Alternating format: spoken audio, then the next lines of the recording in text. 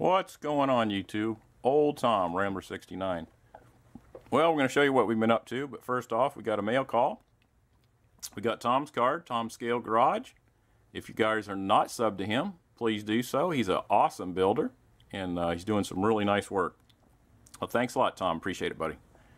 So, you know, I was working on a pair of 30s. I got one of them done. I haven't done anything to the other one. I just got too tied up in this one. So, anyway, we'll show you what we did. It is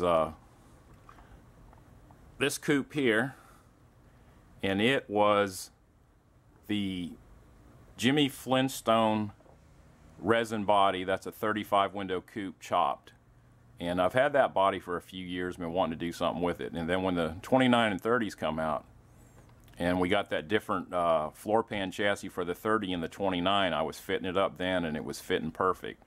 So then when the 30 came out, we got the rest of the little parts. It was really cool, like the bomber seats and all that kind of stuff. So it's a combination of the frame is actually from the 29 Model A, rear end's 29 Model A, front end, wheels and tires, all that's out of the 29.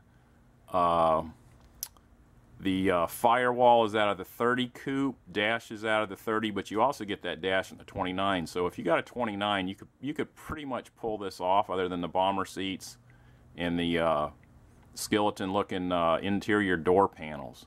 Those you get in the 30, but I didn't use many parts out of the 30. Most of these are out of the 29 kit.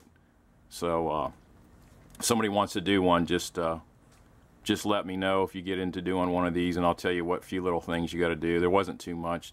Had to trim the you had to trim this floor pan back here just a little bit to get it in, but the thing fits like a glove. I was really surprised how well that fits, being that's a body that was made before the 29 or 30 ever come out, how well everything fits in here. So if you get you one of these Jimmy Flintstone bodies, it's definitely doable, and it turned out really well. So the frame's been drilled out. You'll see some better pics at the end of that. Just got it all weathered up, and you know, not heavily weathered, but it's definitely, I don't know how well it's going to show on camera, but it's definitely got some rust on it. And we did some wood slats on the roof.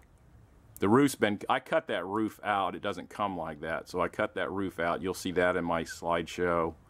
Got the bomber seats. I added seat belt detail.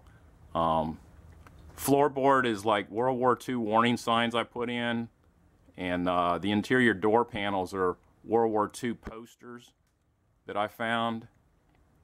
Did that. Here's a shot here. The use the nail art once again. On the firewall. Use some nail art. It's got some photo etch rivet details going on that I added. Motor is out of the Stacy David 32. One of my favorite motors to use for these hot rods. It just looks really cool. I love the YM blower.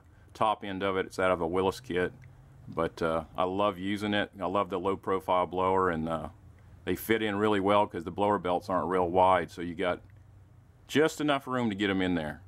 Changed out the electric fan that comes on them radiators in the 30 and 29. I'm not a big fan of how they look. They look pretty weak in detail, so we cut all that off and added a different electric fan on there. There's a front shot.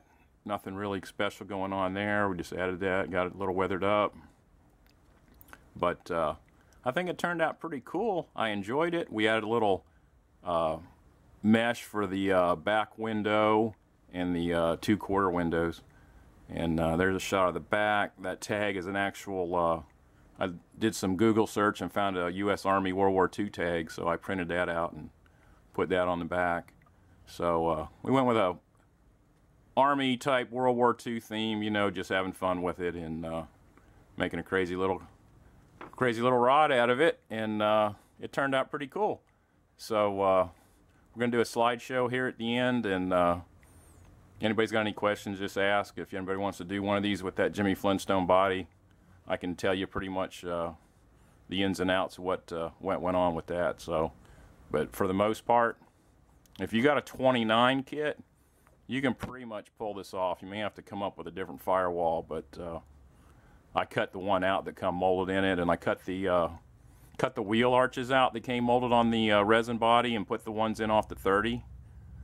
So that worked. That was a little bit of work to get those ones back here in, but it all worked out. So it turned out pretty cool, and we're happy with it. It was fun to do something that wasn't shiny for a change, and little low stress build. We was really having fun finding some decals and looking around through a couple airplane kits I had and digging out through some stuff and pulling out what I could find. I don't have a lot of military stuff in the stash, so we was pulling out what we could find, but had fun with it. So we're going to put a slideshow up here at the end, shows you a lot of pics of the build as it progressed. So that's all we got.